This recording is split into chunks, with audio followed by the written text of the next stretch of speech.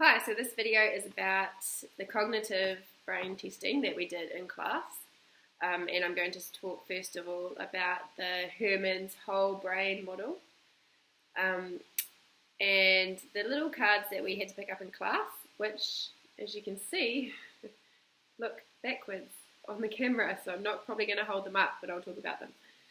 So I was equal in yellow, red and green, and I only had one in the blue. So with the green, which was the interpersonal, feeling-based, kinesthetic and emotional, footnote 1, I had industrious, implementer and disciplined. And I chose these things because one, my name means industrious, but also I like to be good at many things. Disciplined, I am naturally like to achieve things. I've definitely had to work at being disciplined. I think that the yellow side of me, the creative side and the imaginative side, can sometimes take over. And so being disciplined is something that I've had to purposefully work at over my life. I wasn't brought up either to be very disciplined. So that has been something I've worked on. And then the other one was implementer. And so I'm always that person that is like, okay, how are we going to get this done? When are we going to get this done? What are you going to do about that? That's kind of how I roll, and I see that definitely as a strength. My husband knows that he wouldn't achieve what he achieves without me behind him, because I'm his motivation, though he is feeling motivated himself, but still I often push him into areas that he may not have gone into unless he had my encouragement. So I found that was very interesting. And then when it came to the yellow ones, I chose imaginative, adventurous, and visionary. Visionary because I'm always thinking 5 years down the track or at the end of the year, and rather than being here. So I've constantly got to be keeping my feet on solid ground here, because I've realised over the years there's a thing they call destination disease, footnote 2. That you're always wanting to be somewhere rather than really living out where you are right now. And so I've purposely worked hard at combating that, which is a strength, because I can get alongside others and say, okay, so where are you going? Have you thought about what's in the future? And I can see things quite clearly before they happen. Whereas I've realised that not everybody thinks that way, that some people don't even think a year ahead or a week ahead. They just live in the moment. So as much as that is a strength, it can also be a weakness. I know, but over the years I've really found how to use it more as a strength and not allow it to be a weakness.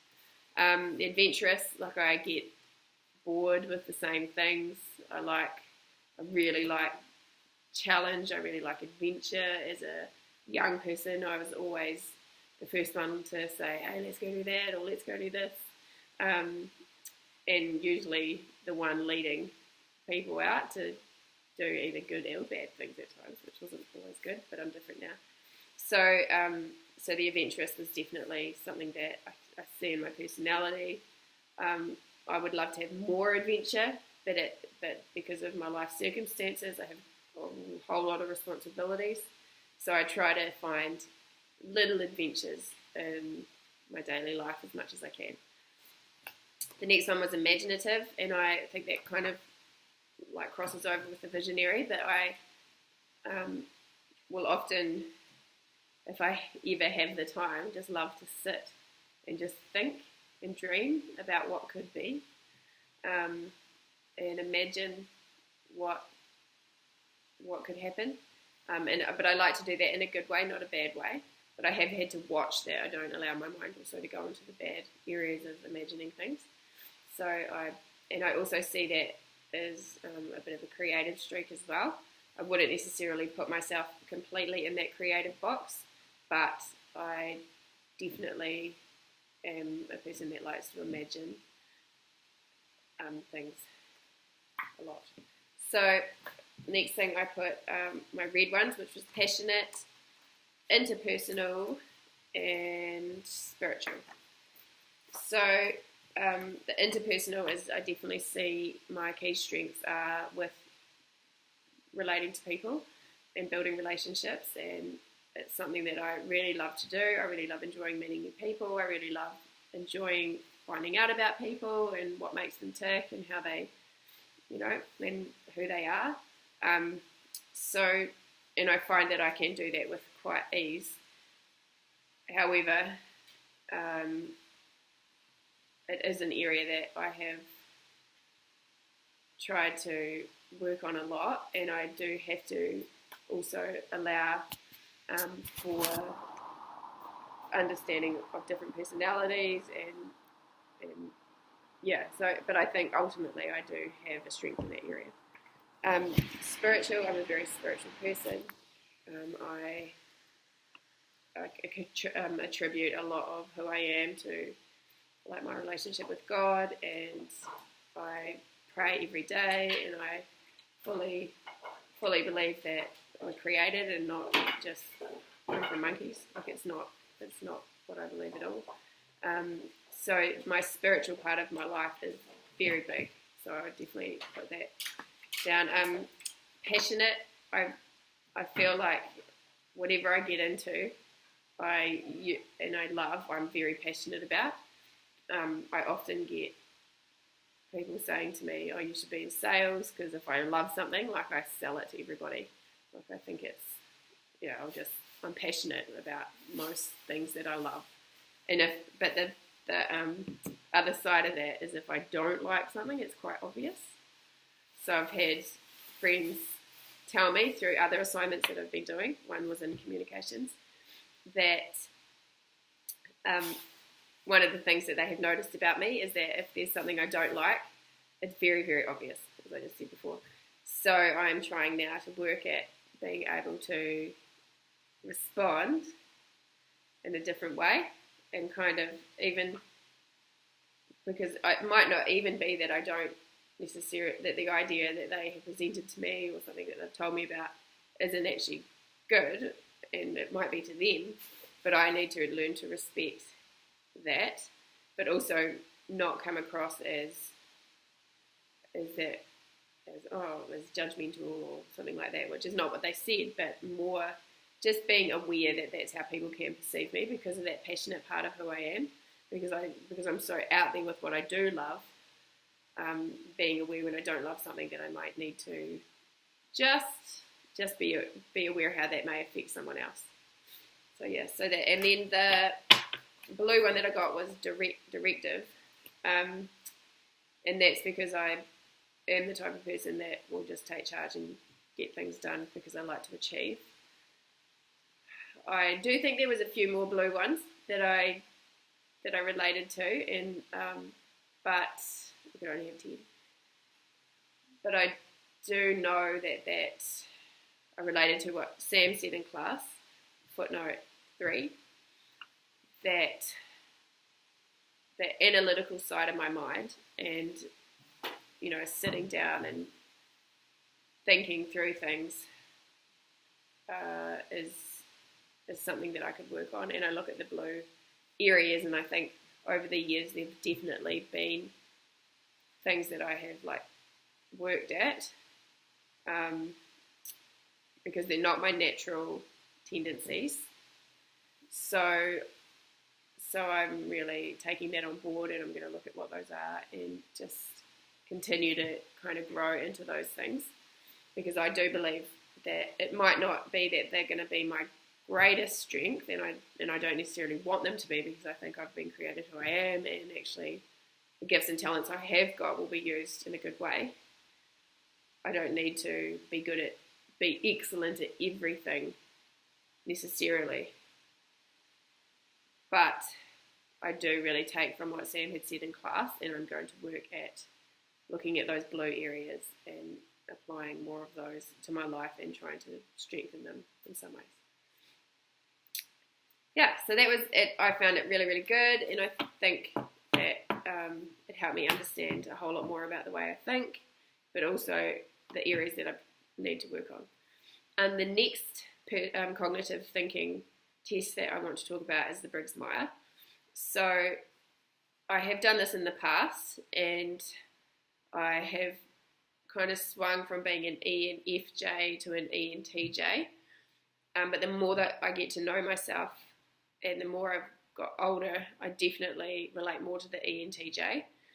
I'm definitely not a feely person, and I can relate to the strengths that the ENTJ it talks about. I did a bit of reading about the personality types and about, they're efficient. ENTJs are efficient. They're quite achievement orientated, know how to get the job done.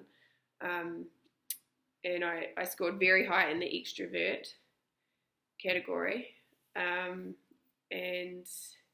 also quite high in the intuitive, and 78% in the intuitive, 98% in the extroverted, 52% in thinking, 64% in judging, and 84% in assertive. And I definitely am this sort of person that can just go and go and go. Like I have to remember that everybody else isn't like that I have quite a drive. And then all of a sudden I just collapse. And I've probably more tended to be over the lifetime, which I can relate to within the ENTJ, which is self-confident, and had to watch that part of who I am, and rather than being underconfident, actually be acknowledged when I'm actually being overconfident, and need to actually come back down and actually work a bit harder at improving my skills in something before I chuck myself in the deep end. So I can relate to that a lot, but also the weakness areas that it talked about, which one of the things I've probably definitely had to work on over even the last few years in dealing with more people in my life is the handling of emotions, because I just kind of get on with it. If I see that there's something that needs to be done, I just think, right, we just need to get this done. Who cares about how you feel? It's got to be done. And I can do that. I can do that to myself. I can say, right, put that aside right now because this needs to be done. And I've often been frustrated with people that just get all emotional about things, and I'm like, well, you just need to just get it done, And I can see that is a strength, but I can also see that is a real weakness at the same time.